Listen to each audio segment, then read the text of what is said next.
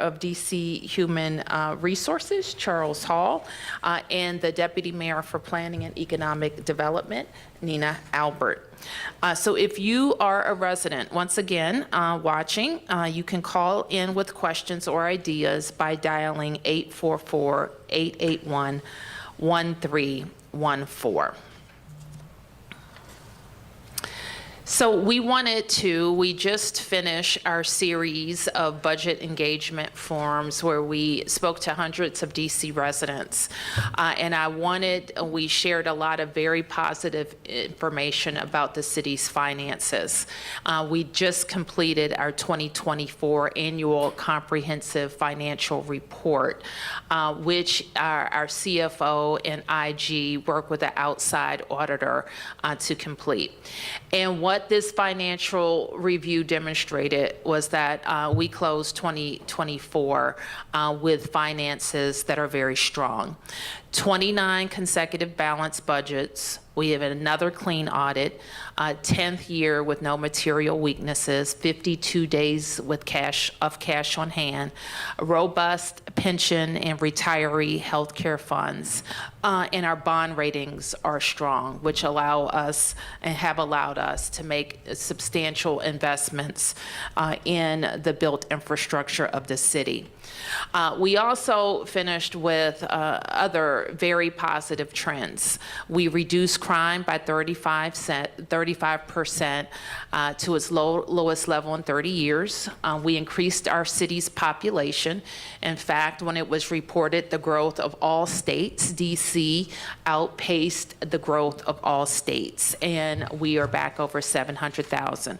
We also achieved another critical milestone in that we broke a record for visitation to DC. More than 26 million visitors came to our city. We also added 7,300 jobs to our economy and grew overall DC wages by 5%.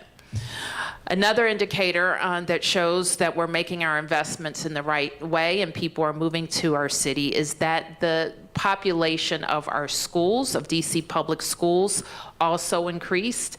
And the outcomes for our children demonstrate that the investments that we're making in reading and math are also working. We opened more than 140,000 square feet of retail space, which is very positive, and also reflects our investments in our Comeback Plan and Downtown Action Plan. And 926,000 square feet of office space was added. 1,200 new residential units and more than 800 hotel rooms. So activity still delivering. We broke ground on the Capital One transformation and gained control of the Robert F. Kennedy Memorial Stadium campus, and we led the nation in ridership on our metro. Another very positive indicator of the number of people visiting, working, and residing in the district. You've also heard me talk about kind of where we sit in this federal job cuts discussion. And you've seen people from across America talking about job loss. And it has sometimes been a misconception that, the federal government is just in Washington, D.C. We're proud, of course, to host the federal government. And out of the 2.1 million federal employees, about 191,000 of them have workstations in Washington, D.C. And then the National Capital Region, that is D.C. and the adjacent counties in Maryland and Virginia, there are about 410,000 federal employees total. Of the 191,000, of this total, of the 410,000, 71,000 people about are DC residents who work in federal agencies. So the announcements, the recent announcements related to some agencies' work being terminated. some probationary employees being terminated, and plans for other employees to be consolidated or terminated have caused the financial estimates for the district to change pretty dramatically. As you know, we have an independent chief financial officer who's responsible for estimating incoming revenue to the city. And based on those estimates, we make our annual budgets. Unlike many places, we are required to balance our budgets for several years out. So the chief financial officer estimates throughout the year, I think 4 times a year, how much revenue we will have coming in to the district. Our last revenue estimate was at the end of 2024 in December. And the most recent one came out last week. And what those estimates indicate is because of the federal job losses, so loss of income, loss in sales tax, and loss in all of the things associated with it, we can expect in the district to have $325 million less than what we thought we would have in December. Same is true in 27, except it gets a little worse, and in 28, it gets a little worse. So over the next 4 years that our budget will be based on, we have 300 or more fewer $1 million to work with than we expected. This is an important note, obviously, because it represents a tremendous amount of money, but it also comes when we're winding up our budget preparation. So throughout our preparation period, we've been basing it on the blue lines, if you will. And now we have to adjust our budget, reshape our budget to base it on what you see in the green lines. So now more than ever, and what I've tasked my team with is being strategic about how we invest our dollars.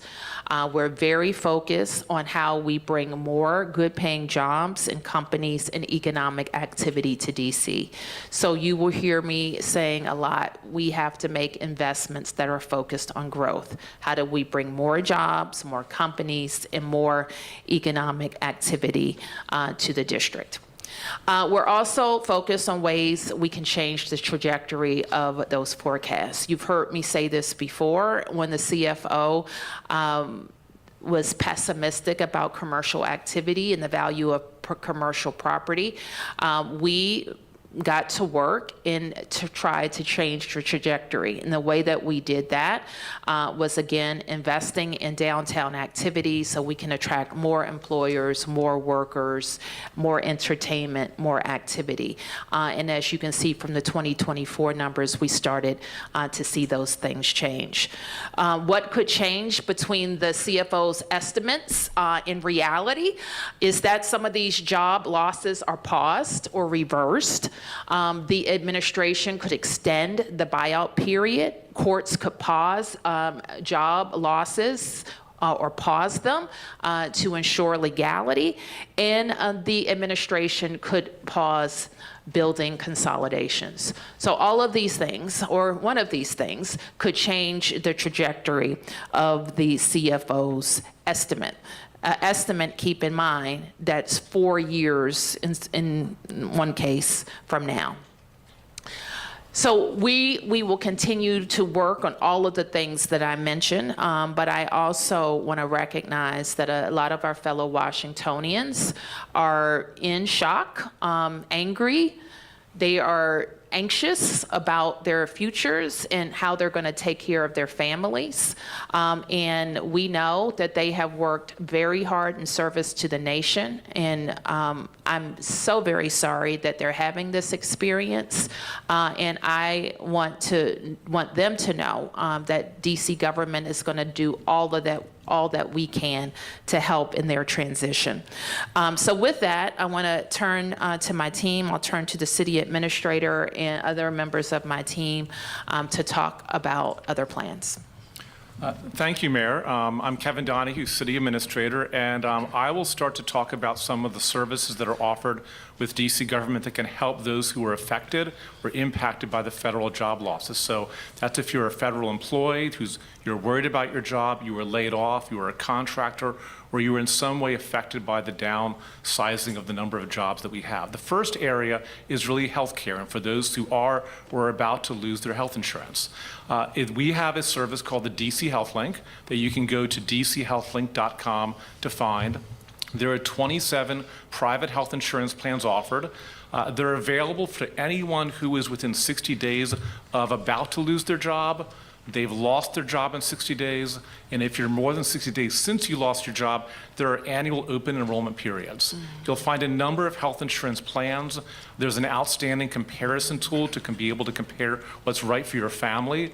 And finally, there are subsidies offered for those who are struggling to make ends meet to be able to afford the premiums, and you can get premiums for as low as $13. So that's an outstanding starting point to learn about health insurance options if your health insurance has been lost or you believe it will be based on an impending job change. The next area is around foreclosure prevention. We know that the break in income can put homeowners who have been paying their mortgage for years at risk of defaulting.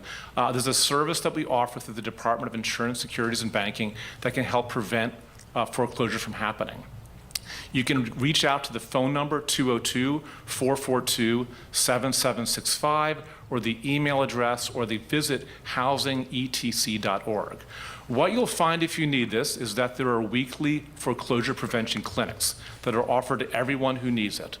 You can also get a one-on-one appointment with a foreclosure prevention specialist who can help outline a strategy to getting through the period where you're worried about losing your home.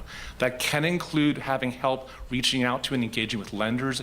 It can include legal help. It can also include financial planning to be able to help you access programs and services available to you that you may not be aware of right now that can help you get through this difficult period when you're worried about paying your mortgage. So if you're worried about that, please visit that website or call the phone number to set up an attendance and register at a clinic, and then identify and sign up for a one-on-one counseling session where you can learn about what options are available to you. I'll now turn to the Deputy Mayor for Education to really walk through what your options are around schools and education. Thanks, Kevin. My name is Paul Kine. I'm the Deputy Mayor for Education. And for those workers who may be concerned newly about their family's school placements, I want to remind everyone that we've got a fabulous public school system in Washington, D.C., and there are two ways that you can approach enrolling your child in that school system. Firstly, you have a right to attend your DCPS neighborhood school. And if you want to enroll in your neighborhood school where you have a right to go, contact DCPS at enrolldcps.dc.gov. Secondly, if you're interested in other options beyond that, My School DC is the place to go to complete and submit an application for alternative school options. In addition, if you have a younger child at home and you're interested in childcare, mychildcare.dc.gov can provide all kinds of information about the providers around where you live and how to gain access to our strong system of infant and toddler care in the district. If you have interest in summer programming, free summer programming for your family members and your children, we have a lot going on across the city at our Department of Parks and Recreation, DC Public Schools, our Summer Youth Employment Program and community organizations. And a great resource for you will be our annual Summer in the City event, which is occurring on Saturday, March 29th. And you can get information on that at Summer in the City 2025 at eventbrite.com, and we encourage you to attend to find those options. For older students, if you have college-age students who are going to get their first bachelor's degree, the DC TAG Tuition Assistance Program is open as an application until August at dc1app.dc.gov. This is for first-time college-goers, for your college-going students, and you can get up to $10,000 of tuition assistance. So we encourage you to pursue that. And lastly, if you yourself have attended college and are now considering that you might be struggling with your loan payments, we do have an ombudsman that can help with forbearance and deferment advice and that's at dcloanhelp@dc.gov. And with that, I will turn it to our Director of Employment Services, Unique Morris Hughes. Well, thank you, Deputy Mayor Kine, and thank you, Mayor Bowser, for an opportunity to provide an update specifically on how to apply for unemployment insurance benefits. I'm going to go through a lot of information in a truncated period of time, but everything that we're discussing here today is available at the website fedsupport.dc.gov. So for those impacted federal workers that need to apply for unemployment insurance benefits, we've provided and outlined some key important facts to make the application process more seamless. First, you should understand that we anticipate this takes about 45 minutes to an hour, so you should get all of your documentation ready to submit in our brand new online portal. You will need to verify your identity first by going to ID Me and creating an account. Then after you do that, you should go to dos.dcnetworks.org to file your claim by clicking Claim Unemployment Benefits. Then after you submit your initial application, within 7 business days, you should receive a notice of monetary determination in the mail and in your online profile. That's right, it will come 2 ways, in the mail and on or in your online profile. During this time, you should also keep an eye out on any sort of communications from the DC Department of Employment Services in which we may ask you for additional information. We will contact you through your portal, through email, and at times by phone. Then after you file your initial claim, you should begin on the Sunday after you apply for benefits to certify that you are eligible to receive UI benefits every week, and you do that at the dos.dcnetworks.org website. Then, within 21 days of filing your initial claim, you will hear back from a DOES claims examiner on whether or not your claim has been approved. Now, in the event you have questions or you need additional information, we have a plethora of information on our website, but you can also call us at 202-724-7000, or you can visit us at any of 3 American Job Centers located at 4058 Minnesota Avenue Northeast, our new job center at 899 North Capitol Northeast, and also another new site, 2201 Shannon Place Southeast. And just a few reminders: you must file for unemployment insurance benefits in the city or location in which you work. So if you work in the District of Columbia, you should file your application in the District of Columbia. Also, federal law requires you to continue to look for work once you file a claim. And then please, beginning the Sunday after you file for benefits, you must certify that you're eligible for UI benefits weekly. Again, you should visit fedsupport.dc.gov to get any of the information we've shared here today and on unemployment insurance information. Next, I'd like to pass it along to my colleague, Director Charles Hall, Director of the DCHR. Good morning, everyone. My name is Charles Hall. I'm the Director of the Department of Human Resources for DC government. And as the Mayor stated, we want to ensure that we provide support, especially as it relates to persons who have been terminated from federal government employment. And we want to assist in their identifying employment for this moment. As a result, what we've done is we've created a new public service career hub, which is located on the DC Fed Support page. We wanted to ensure that there was easy access and that we would have all of the information on one site so that persons will be able to identify employment opportunities. On the public service career hub, you will find both private and public sector opportunities. So our DC government agencies have identified positions within each agency that you'll be able to apply for. Additionally, private sector employers will have information regarding positions at their various agencies or organizations and companies as well. On the hub, there are a couple of things that you'll be able to do. We want to make sure that we can expedite the process as it relates to you identifying employment. So on the hub, you'll be able to review all of the positions and the employers that are available. You'll also be able to create a profile right on that page, and you'll also be able to upload a resume. As a result, when you do this, the employers will be able to see your profile and your resume so that they can start identifying whether or not they'd like to reach out to you to schedule interviews. Additionally, what we'll be doing is once you register or once you apply on that page, you'll also be able to register for an upcoming hiring event that we're going to have on March the 14th. It will be held at the Kellogg Conference Center at Gallaudet University from 10 a.m. to 2 p.m. There will be 2 time slots available for you to sign up for, 10 a.m. to 12 noon, and then from 12:30 to 2 p.m. or to 2:30 should we need that time. At the hiring event, what we do want you to know is the same employers that are available on the Public Service Career Hub, they will be the ones who are tabling and interviewing at the hiring event. In addition to interviewing, there may be opportunities for them to extend contingent offers at the actual hiring event, and we're going to ask employers, if they don't extend them at the hiring event, to follow up with persons at least 14 days afterwards if they'd like to extend offers to those persons. In addition to tabling, interviewing, and potential offers, the hiring event will also provide resources such as unemployment insurance assistance. We'll have a writing and interviewing skills, a resume writing and interviewing skills session.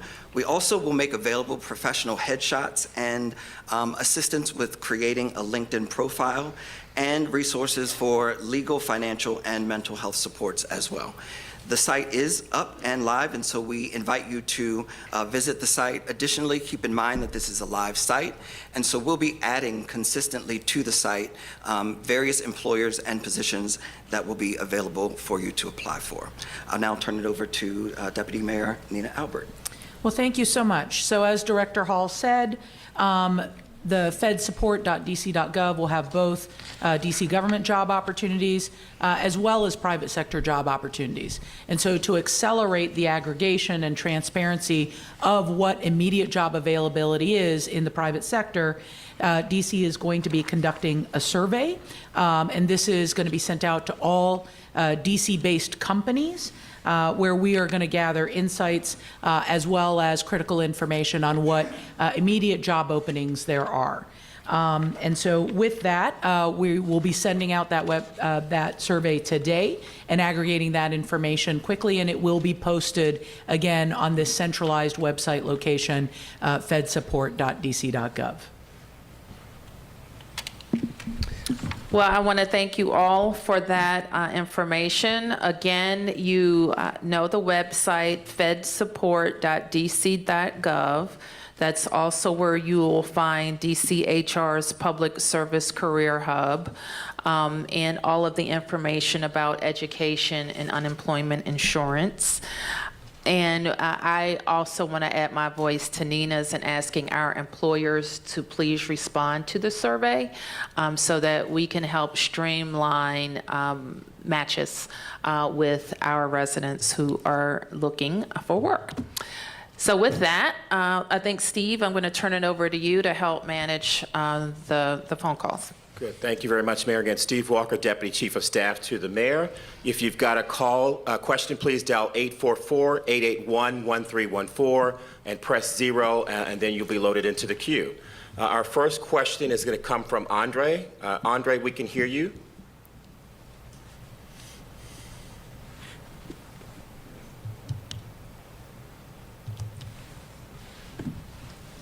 Andre, can you hear us?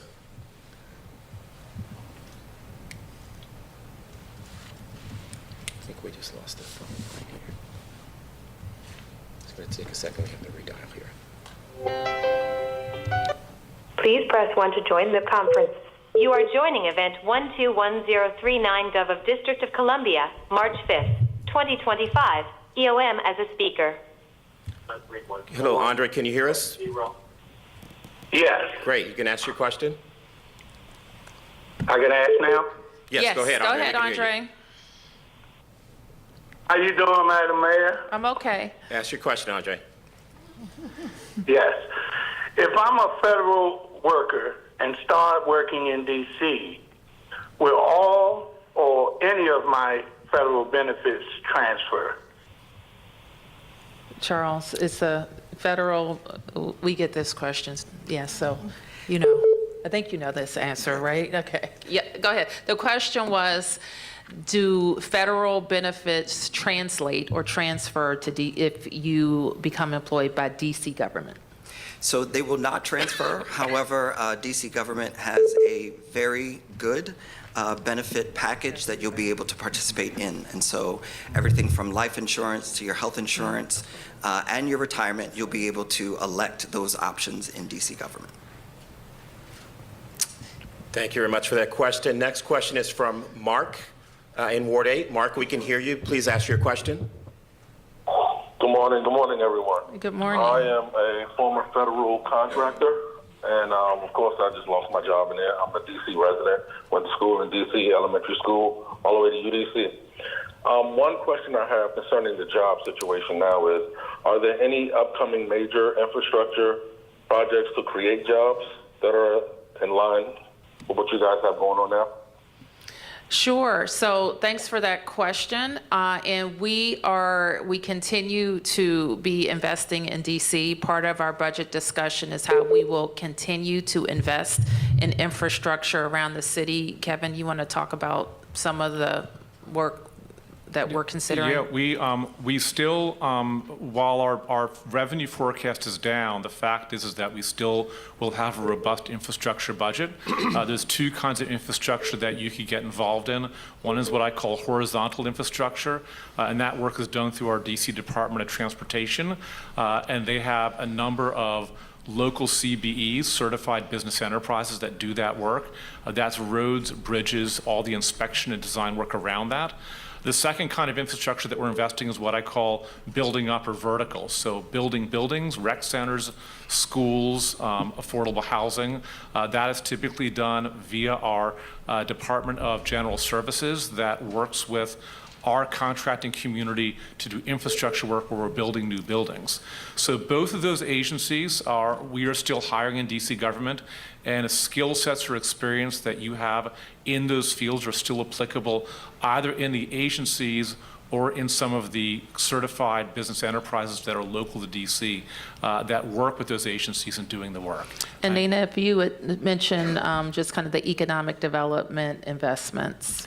Well, we continue to develop, and we will reach out to our entire the DC government's contractor community and our private partners to, again, make those jobs available. But as we know, there continue to be development projects that deliver, that specifically hire local DC residents through our First Source program and others, and other programs to make sure that jobs are connected to real-time projects that are ongoing now, Mayor.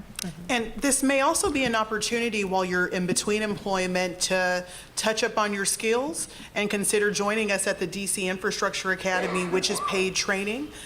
We pay minimum wage. We're currently enrolling for classes right now, and we offer a plethora of training opportunities for careers in infrastructure. DOES.dc.gov has our DC Infrastructure Academy enrollment information. Okay, next question. Thank you. Our next question is from Malik, a Ward 2 resident. Go ahead, Malik, we can hear you. Hi, good morning. This is a question in regards to the unemployment, filing unemployment claim. Are you encouraging applicants to apply their initial claim on the day they were notified of their termination or the effective last day of employment at the federal agency? Well, thank you. That is a wonderful question. You should apply the effective last day, not the day of notice. We can't technically pay out benefits until you stop receiving payment. So it should be the effective last day. We will have information on the fedsupport.dc.gov that outlines different criteria for when to apply, but the last effective day. Thank you for that question. And again, if you're online, 844-881-1314 and press 0, and we'll take your question. Our next question comes from Marcus. Marcus, go ahead. We can hear you. Hey, good morning, and thank you for taking my question. I'm a former United States Capitol Police officer and resident of Ward 8. How will federal job losses affect small businesses, and are there any programs to start a small business in the wake of all the federal losses? Well, thanks for that question, Marcus. And the unfortunate reality is that small businesses will be impacted. And when people don't have money to spend, small businesses are impacted. So at this point, our focus is on helping to reconnect people with employment. And this is the thing that we know. We know what the estimates of job loss are. It's a little bit harder to estimate time and quantity of reemployment. So we know that many people will be reemployed. They won't necessarily be in the same fields or at the same pay, but we know that the jobs and good paying jobs exist in this region. And so that's why we're very focused on making sure that we can connect people to employment as soon as possible. Now, we have and we will continue to be very interested in our small business programs that have been effective, including our Food Access Fund. We've been very focused on attracting events and activities to the downtown and other commercial areas. So they continue to get a lot of attention in our budgeting process, and we'll stay focused on that. Thank you very much. Our next question, Ward 5 resident Aretha Willoughby. Please go ahead and ask your question. Good morning. A previous caller had asked, will the federal benefits, is it transferred over to D.C. government if you were employed? And I didn't quite hear the response. The response wasn't clear. Sure. Thank you for that question again. So federal benefits will not transfer to the district government. However, we have a very robust benefit package here, which includes health insurance, life insurance, long and short-term disability. So you'll have options that you'll be able to select from, but you will not be able to transfer your federal government benefits to DC government. Thank you very much. Good question. Again, 844-881-1314 and press 0. Our next question is from Ms. Wright in Ward 7. Go ahead. We can hear you. Sure. Good morning. This is Ardelie Wright. I'm an ANC for 7D03 in Parkside, and I have a multi-part question. First, what mental health benefits are available to support those experiencing unemployment during this time? And the second, DC has long been reliant on the federal sector as a driver of our economy. What other industries or sectors is DC targeting for job growth, and are there any opportunities for upskilling or reskilling to get the jobs in these target growth areas?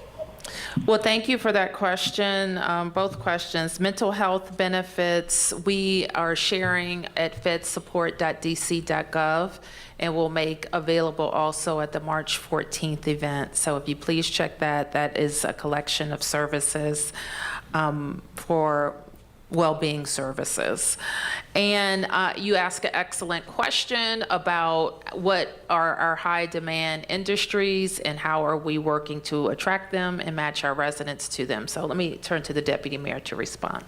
So yeah, the DC and the DC region currently have significant vacancies, particularly in the technology community. And so we definitely want to make sure that people have access to existing job vacancies that are in tech. And tech is hiring all different kinds of positions, project management positions, administrative positions, as well as sort of more deep technological and engineering skill sets. So I would really encourage those of you who have, kind of a diverse skill set, but are used to managing projects, as well as teams, to look into the tech industry because there are vacancies right now. I would say the same thing is true of our healthcare industry. There are significant vacancies that our healthcare employers are also looking for high-skilled work. Again, in a lot of functions that maybe people don't really think about, whether it's corporate finance, whether it's administrative, contracting, and others, project management and others. Our high-growth industries in the District of Columbia, but generally speaking for this region as well, are in technology, that continues to grow, in healthcare, as well as in marketing, communications, and entertainment. And so those are growing today, have vacancies today, and that are part of our diversification strategy in the future. And I just want to add to one part of your question about the prevalence of federal work in the district, or that the district has relied on federal work. And I would answer it in kind of differently. What we have done, and what is important to note, is that we have built an infrastructure in this region that supports a productive American workforce. And it is people who are, well skilled at the jobs that the federal government requires. The proximity to policymakers has been important, as well as the transportation infrastructure that has supported them. So we as a region have really built the necessary infrastructure that's not easily recreated to support the federal government. Thank you very much. Our next question comes from Rich. Rich, go ahead. We can hear you. Thank you. I want to thank you and Mayor and all the participants in this meeting. It's helpful because it is a trying time. My question had to do with unemployment insurance. I applied and, of course, been filing my weekly certifications, and it always says the claim is under review. Is there a standard 21-day requirement on the under review, or is there something else I need to reach back personally to the office? Thank you. Thank you for that question. So we do have a standard 21-day review. However, we aim to complete that review much faster than 21 days. Let me explain to you why it may be taking a little bit longer. As a requirement of the Federal Unemployment Insurance Program, we must verify wages. And in order for us to do that, we have to go back to your employer, the federal agency, and ask them to verify your employment and the amount of money that you made or wages you made during your employment. And so what we have seen is that this is taking a little bit more time than it would typically take in the unemployment insurance process. So that's likely what is happening right now while your claim is under review. I'd like to recommend that you give us a call at the call center or visit us in person. To see, well, thank you. The number is 202-724-7000, or you can visit us in person at any of the call centers to see if we can pinpoint exactly where your claim is at in the review process and how we can help expedite that review. Thank you very much. Again, 844-881-1314 and press 0. We also have some people watching online, and I'm going to call out an online question, and it's to repeat the mortgage assistance answer. And so, Deputy Mayor, if you can repeat mortgage assistance available for federal employees. Sure. So there's a mortgage prevention program that's run out of our D.C. Department of Insurance, Securities, and Banking. However, everything I say you can also find at the Fed Support website that we've been highlighting throughout this call. So there's a number of different ways that we can provide you with foreclosure support and prevention. One is for you to attend a weekly clinic where information that's very valuable is passed out and shared and questions are answered that lets people become aware of what prevention tools that are available and accessible to them. Second, you should sign up for a one-on-one counseling session. This will let a counselor whose expertise is foreclosure prevention to understand your particular circumstance and create a plan that allows you to prevent foreclosure. That plan may include a strategy for engaging with your lender. It may be this counselor themselves engaging with a lender. It may be providing some legal assistance and support as well. So attending the clinic, signing up for a counseling session are the first steps to having a really robust strategy to be able to access programs and position yourself to preventing foreclosures. Last year, this service alone prevented nearly 300 households from having their homes foreclosed upon. So we know it works, and I encourage you to be able to sign up starting with one of those weekly clinics. Thank you very much. Our next question comes from Cameron in Ward 6. Cameron, go ahead. We can hear you. Hi, thank you so much for having this. My question is about rental assistance for federal employees that have been terminated. Going online, I see that the emergency rental assistance program is no longer taking applications. I'm assuming due to the funding cycle. So my question is additional rental assistance that the district might be able to provide. Thank you. And thank you for that question, Cameron. And unfortunately, I do believe we are expended for the year for rental assistance. But like the city administrator explained, for engaging with your landlords, that is our recommendation to continue to pay your bills and engage with your landlord. Thank you very much for that question. Our next question comes from Carol in Ward 3. Carol, we can hear you.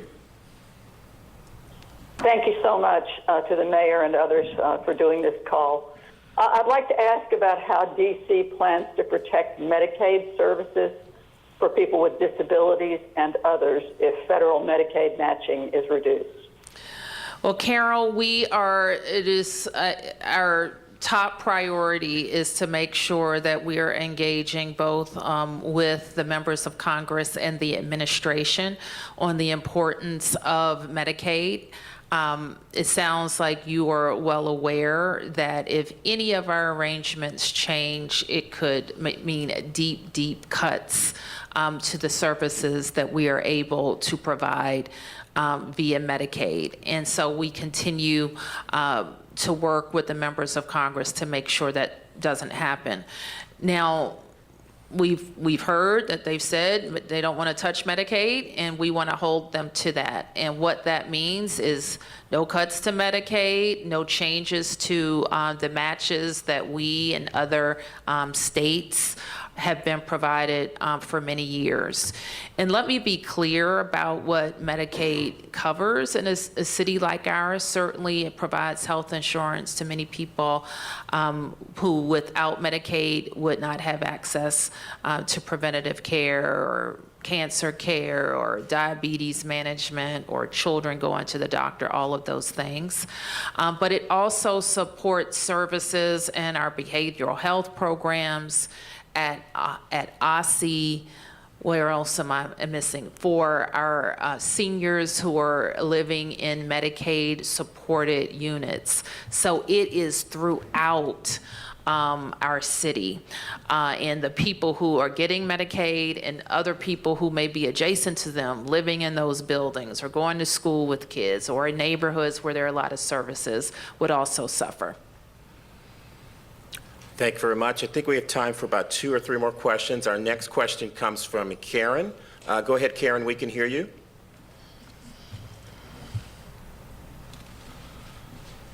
Karen? Okay. Yes, my name is Karen Harrison, and I'm in Ward 7. I wanted to know if the hiring event that's occurring at Gallaudet on March the 14th is only for federal employees, or is it for all of D.C. residents who need employment? Thank you for that question. So it is strictly for federal government employees who have been impacted. We continue to have our quarterly hiring events in DC, and we'll also make sure that there are other opportunities as well. We encourage you also to continue to check careers.dc.gov for employment opportunities, together.dc.gov for employment opportunities, and DOES has opportunities as well. Thank you very much, Director Hall. Next question, Olivia in Ward 6. Good morning, Mayor Bowser, and good morning. All of the other DS. And thank you so much for your exemplary service. My question is, do you anticipate with the dissolution of federal agencies an impact on our young people's summer youth employment program opportunities? So I have to tell you, we're working harder than ever to make sure we get as many young people into SYEP this summer. SYEP will not stop. We will not pause due to what's happening with the federal government. But we are also recruiting employers who want to sign up and participate in the program. Now, March 6th is the deadline to have young people and their family apply for SYEP, but our employer application will remain open through May. And so if you know of any young people in your home or in your community, encourage them to sign up. Summerjobs.dc.gov.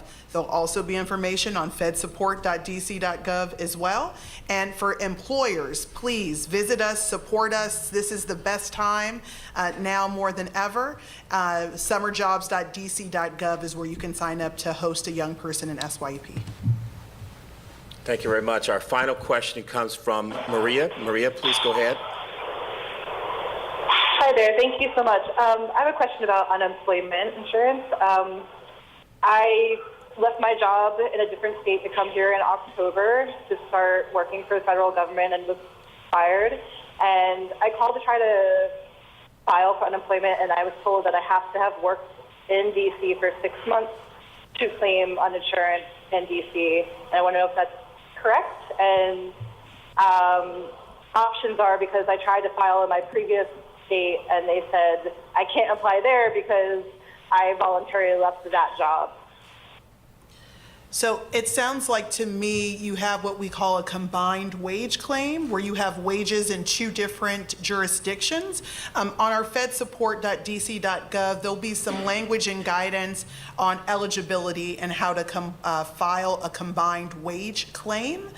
So I want to encourage you to visit fedsupport.dc.gov, but it sounds like just on the surface and not hearing the other details regarding your circumstances, you may have to apply in more than one jurisdiction. Thank you very much for everyone who's dialed in. We're going to post these questions and more on fedsupport.dc.gov. So if you have questions you're watching, please go to fedsupport.dc.gov and we'll post the answers to these questions. And you can also continue to ask questions as well. Thank you.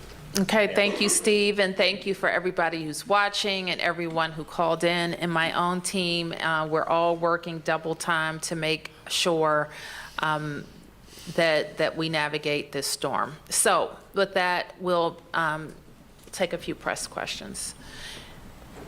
Yes. Good morning, everyone. Felicia Ashley with ABC7. We heard one of the callers ask about rental assistance, and is mentioned that this point has been used, or there's no additional assistance there. For the resources that are available for those in need, are they, I see there may be an influx of people right now. Are they prepared to handle the substantial amount of people that may be reaching out for support? And also, are there services right now that may not be able to handle the weight of everyone? So I think the predominant questions that we heard today are related to unemployment insurance. And so if Unique could talk about the new system that we have in place since the last time we had a big pressure on our unemployment system and how we're planning to be ready. Yep, so we have launched a brand new system, like the mayor has said, and it is far simpler and easier to use to file your claim. The first thing that we have improved is how you verify your identity. You don't have to come in person anymore to verify your identity or send a copy of your identity documentation through secure email. Now you can upload that information, but the first step is to go to fedsupport.dc.gov, click on the unemployment insurance tab or box, and then go to ID Me to verify your identity. But what the system allows us to do is to give you an update in real time of where you're at in your claim filing process. Think like when you're ordering a pizza online, it says, here's where you're at and, the next step in the process. The other thing is that we have videos, we have information in different languages that outline very clearly every single step that you need to go to. So that will decrease the amount of time that you need to submit to file your application. In the pandemic, it could take up to well over an hour and a half, 2 hours to file your claim with all of the tedious questions and pieces of information you need. Now we're down to 45 minutes to an hour, assuming you have all of the information in front of you. So we've worked really hard to make this a seamless process. Okay, who's next? Yep. Stephanie Ramirez, Fox 5. I do have a few on topic and off topic as well. On topic, just to follow up to one of the caller's questions about the requirement to live in the district within a 6-month period before you can file for unemployment. Worker unemployment. Work, not live. So excuse me, work, yes, thank you. Is there any plans to possibly waive that? And then also wanted to ask about, with regard to the number of people who live or work in the city, specifically on those who live in the city and work for the federal government, is there any anticipation that a large number of residents might move given anything that's going on? And is there any information on how much, maybe a percentage of how much the jobs for local DC actually match to the federal jobs being lost at this time? So to your first question, it is a federal requirement that you file your unemployment insurance application where your duty station or physically located at for work. So you must file where you work. And in this case, it sounds like this individual worked in 2 different states, and they must file in those 2 states in which they've worked. I do not have the ability nor discretion to waive that. I want to remind folks, this is a federal program that we're implementing. Each state implements based on federal guidance. To your second question, and I might need to unpack that a little bit, I think you were asking about what supports we have in place or any insights related to the number of DC residents in federal jobs and if people are going to move. Is that your question? Are you anticipating, the first question was how many, well, we'll break it down. How many are you anticipating might leave because of what's going on with the federal job losses? We already see the numbers projected in economic loss, but how many people do you estimate might leave? We don't have any estimates like that. And then with regard to the matchup of jobs, right? Is there a percentage idea of how many of the federal jobs lost actually match up with the local DC jobs that are available to people right now? Oh, there's no comparison. Like we have openings, but we won't have openings that match the type of numbers that they're talking about. Yes. Two questions. Marielle with DC News Now. First, for Director Morris-Hughes, I know last time we talked to you, you were still looking for some clarification about who actually would qualify for the unemployment. I know I've seen people in other states saying they've been denied because they were let go because of performance, which they say is not accurate underneath these cuts, but also there was questions about whether people took the deferred resignation, if they would qualify. Do you have any more clarity on either of those situations? Yeah, so I think it's important first to talk about the different classes of separations. One is this deferred resignation, which I think it's reasonable to assume that you agree to resign and that you were provided some sort of severance for some specified period of time. That level of detail I don't have. It's based on per agency, so we just don't have that sort of insight and detail available. That's one class. Then there are another class of separations for people who were separated from their federal job due to probationary period, and there is language in some of these letters that says that cite to performance. As it relates to that, I have not received any additional guidance from the Department of Labor if we should be treating these claims differently than how we normally treat claims. My recommendation is for anyone who is filing an unemployment insurance claim to upload as many responsive documents as possible related to their specific circumstance, and then a claims examiner is going to review each claim and its responsive documents to make a determination. And then I'm not sure if this is for the mayor who wants to take this, but I know yesterday we saw a list about potential federal properties that are not needed and that the government would sell those. How does that impact this city? Is that a property tax issue, or is there any impact on if these federal buildings are sold? Well, I haven't had a chance to look through the whole list. I understand that the whole DMV was removed from the list sometime between last night and today. So I don't know what to make of that, other than to say the federal government has been, we know this, they've talked about consolidating buildings. That list I saw was outrageous. And I just don't know how you can function as a centralized federal bureaucracy without the Department of Justice and FBI working. I just don't know how you do that, and we wouldn't recommend that. The biggest thing is, and this will be my ask to the president, is like, you cannot dump buildings on the market without preparation or a plan. Because it would be antithetical to making this the most beautiful capital city in the world. Cannot do it. Cannot dump them, definitely can't dump them all at once, and we need a plan. So that's what I would say about that. I don't know if there's anything else to add, Nina. No, I mean, look, this is an opportunity over the long run to privatize and generate tax revenue from these buildings. That's the positive.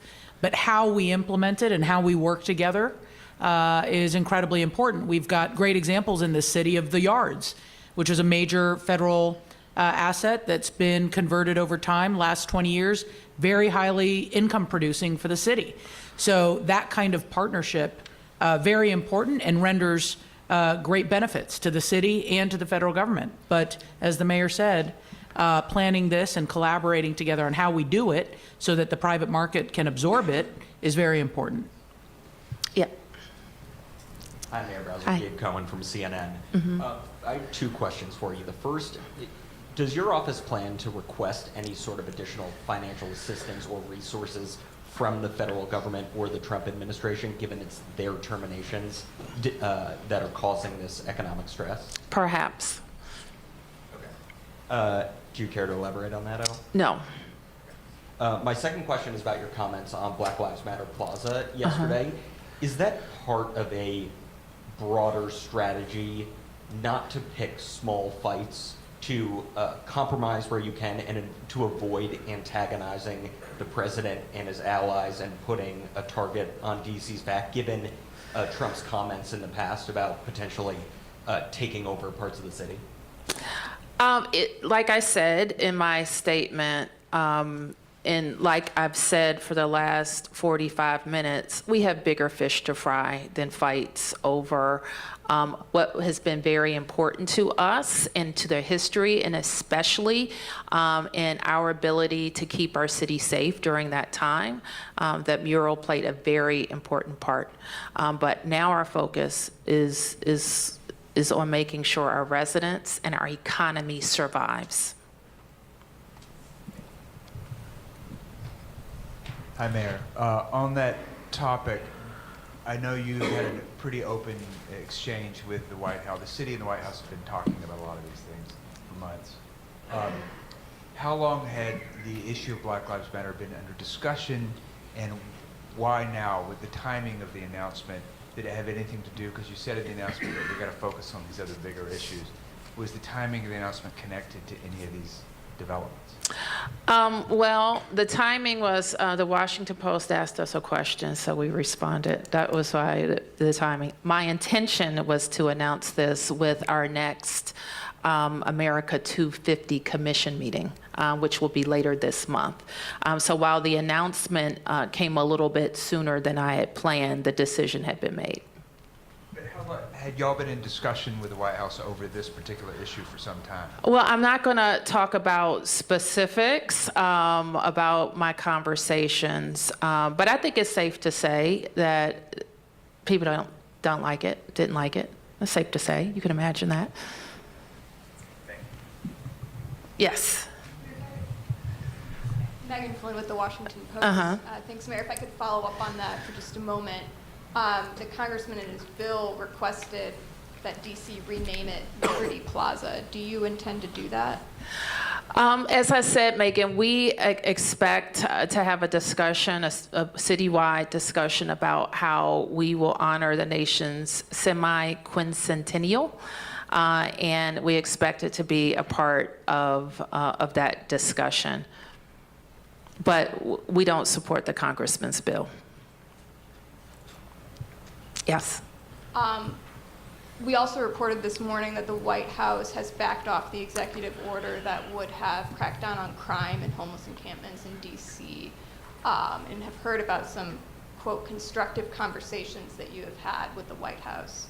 If not to discuss your conversations, can you at least give us a sense of any specific policies or what you've referred to in the past as shared priorities that are moving forward between your administration and Trump's? They're the same. So the shared priorities around our safety and beautification efforts, the federal workforce, now that focus has changed a bit. Our focus had been, how do we get people back to work, not slash jobs? And so I think the conversation moving forward is how can we have a more orderly process, slow this process down, and consider, and just to be sure, we've seen some backtracking on decisions, some mistakes made, which, you know, people say they expect, but let's slow this process down so that we know exactly what we're doing with our workers. That would be my request around the federal workforce.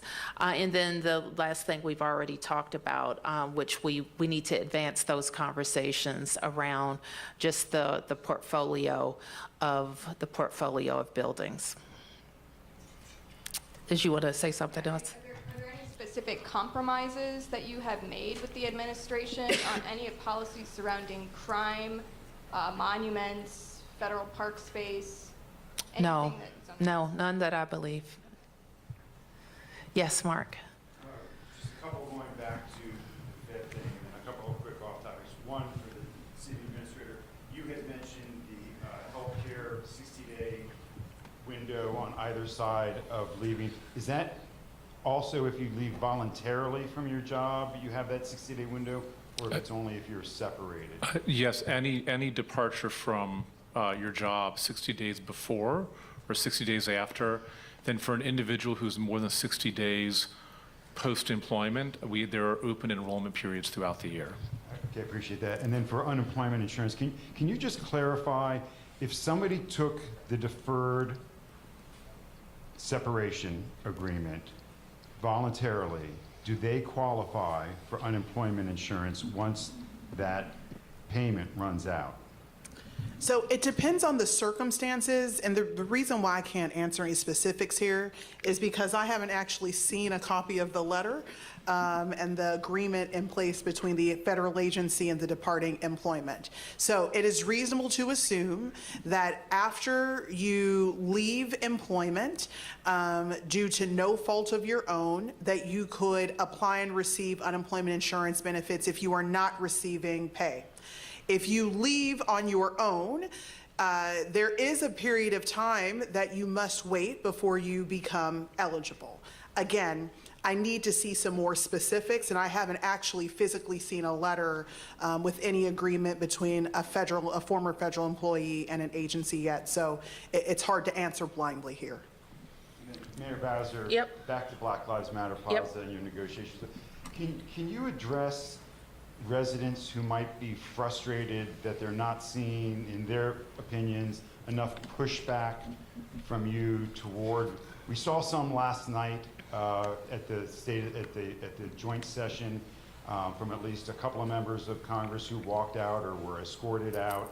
And I'm just wondering if you've talked candidly about this balance that you have to strike. And I'm just wondering what you say to people who might be frustrated or disappointment that they're not seen and who would like to see a little bit more pushback and look at this move on Black Lives Matter Plaza as capitulating to somebody who does not necessarily have the district's residents' best interests at heart. Mark, I think residents trust my judgment, and they know that I have led the city through some difficult times, some good times, and some difficult times. They know that I've worked with this president. They know that we have had issues, and they know that I'm going to fight for what's important for the city. And this is the threat to our city right now. The threat to our city is we came into this year with a pretty robust economy. We were concerned about vacancy in our downtown, but our trends were headed in the right direction because of our interventions. Now we go into a budget season where our revenue is estimated to be down $5 billion, and we still have the threat of Medicaid cuts looming. That's what DC residents want me to be focused on, and they trust me to do it. They know that I have the full view of the field in front of us, and I'll have information that they won't have, or I'll have discussions that they're not privy to, and they trust that I'll do the right thing for them. So while I recognize that there is frustration and people want someone to blame or they want somebody to be mad at, I don't think that's where we are in DC. I think we're in the place where we're locking arms. They want us to be smart and strategic and get to the other side, and that's my job. I'm going to navigate us to the other side. I appreciate it. If I could just one last question. The Washington Informer newspaper is celebrating 60 years of serving our hometown. Your thoughts, particularly at this time and place with what we're seeing with the Washington Post and other news, can you just talk about the importance of this newspaper in our community? Absolutely. Well, we have some venerated institutions in the city that have been committed to telling the stories of the real Washington. And I think we all could learn something from the perspective of the Washington Informer and how they approach telling stories about Washingtonians in Washington. So yes, we're the nation's capital. We're the seat of the federal government. We've built an amazing infrastructure to support the American workforce, but 700,000 of us live here. Some of us were born here, others move here, and people want to stay here. And so we appreciate them and congratulate them. Family business for 60 great years. All right, I'm sorry. I just want to add one addendum to my response to Mark's question about health insurance, an important one.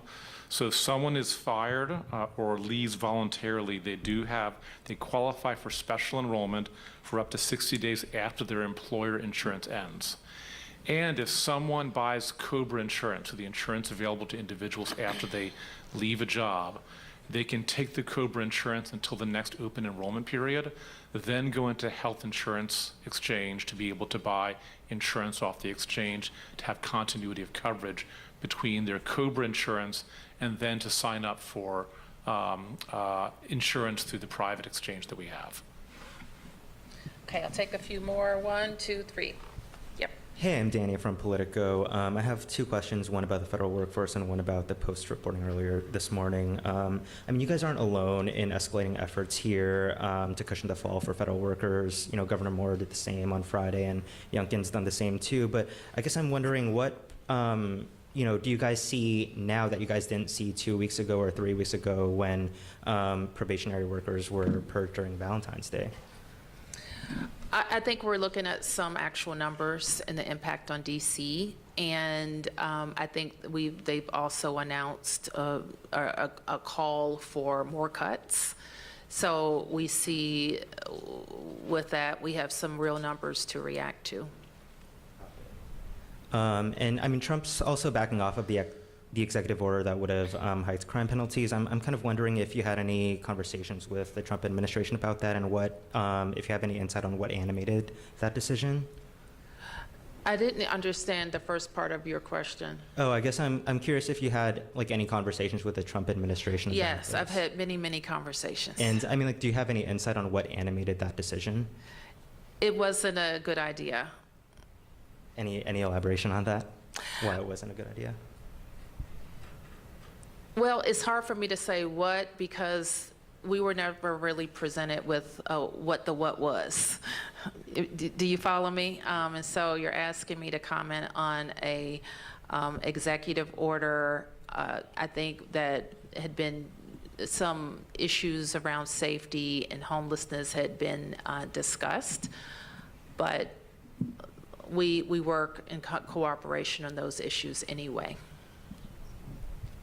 Okay, Kate Ryan, WTOP. Two quick questions. Yep. Has the Trump administration said to you, we will not touch home rule? And second question for Ms. Morris Hughes, you mentioned that some of the difficulty in getting timely responses on verifying the job status of workers is at the federal level. When you go back to the feds and go, hey, can you verify this?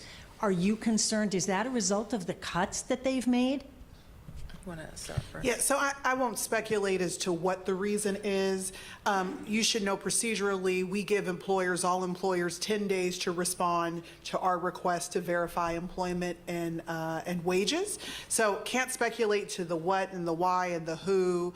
All I know is that my team is laserly focused on the number of people who are without employment, and I have directed them to do whatever they need to do within our process and procedure to get the confirmation so we can issue a payment. And to your first question, until we become a state, we always have to be worried about interference with our limited self-government. So I would say I would never not be worried about it. Never not be. You know what I mean? Yeah. Yes, the double negative. Mayor Rebecca with 7 News. Two quick questions. One following up on this potential executive order and the mayor potentially backing off. Do you think that's actually happening? Do you think he actually is backing off? Yes, I do. And is there, if you can elaborate on what makes you trust him? This is what I know, and I only, you asked me that question today, it could be a different answer tomorrow. So let me put it that way. I know that I always make the case for DC. I always do. We have an amazing team. Our team has worked hand in hand with the community, with the council to drive down violent crime.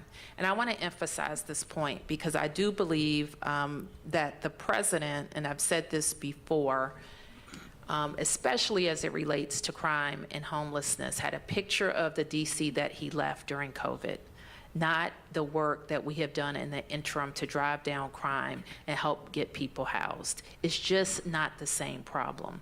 And so we've made that case. And we've also made the case of how the federal government can do its part in both cases. For example, a lot of our criminal justice system is either run by the federal government or they have a lot of control over. So I think they recognize that they have a role to play in getting us more judges and focusing on prosecuting gun crime, focusing on repeat offenders. They have a role to play in that space. So I think that's important. Now shifting, however, like 2 weeks ago, that was my biggest, well, maybe not 2 weeks, 4 weeks ago, that may have been my biggest concern. My biggest concern now is not decimating the federal workforce. And I'm not just talking about employees, though I'm certainly concerned about them, but the disruption to services that go along with it, we have to be concerned about. We want to make sure that people can get their Social Security payments. We want to make sure that veterans who are seeking services are able to talk to someone. We want to make sure that people who have their college plans are able to do it because the Pell Grants are going to be available. We even want to make sure, I'm talking about we want to make sure that the farmers are getting paid that don't have, that their farm may close down and that's going to affect them, that's going to affect the people who are going to get that food, and it may affect us in higher grocery costs. So all of these things are interrelated. And we are always going to be working on protecting our self-determination. That's important. That's what we've been talking about today with the executive order, and are there any impacts on home rule? But we also are in the space where we run a government of 700,000 people. And I have employees, and we have to provide services. And all of this disrupts it. When we have to switch gears from a budget that was already almost done to redoing it and reducing services on the fly, or reducing spending at least on the fly, that's a huge distraction that would be better spent on our joint priorities. So that's, now I don't remember your question now, but. If Trump, that he may be backing off. Yeah, I certainly hope so. I think we've made the case, and I think that we can focus on the things that are going to truly make, this is our joint goal, our overarching goal, DC the most beautiful capital city in the world. All right, thank you, everybody.